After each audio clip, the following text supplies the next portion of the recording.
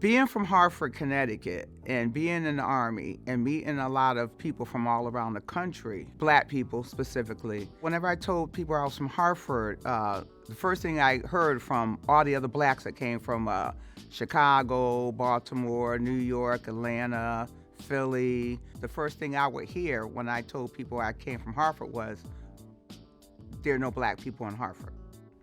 It was 1982. Ebony magazine.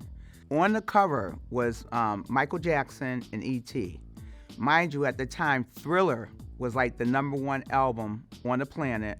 E.T. was the #1 movie on the planet.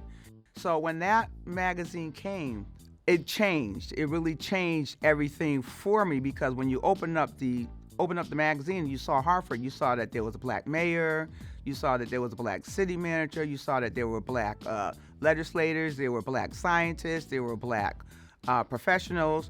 You know, it was just a whole story about Hartford being on the rise and Hartford being a place for blacks. So that really changed things for me there in Germany, because people started like looking at me a little differently, like, oh, well, there really are black people in Hartford. Matter of fact, not only are there black people, there are black people who lead the city, and there are lots of us.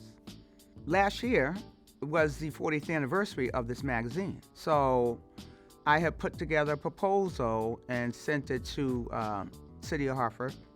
And I was like, we need to celebrate Hartford. The idea, it wasn't exactly what I envisioned. It actually turned out to be more than what I envisioned.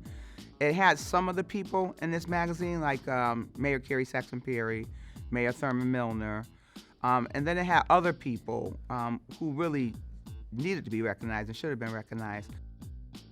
The thing I find amazing that is, this is in my lifetime. I'm talking about people that you might read about in a history book, but not even realizing that Hartford is a literal history book, and they don't know about it.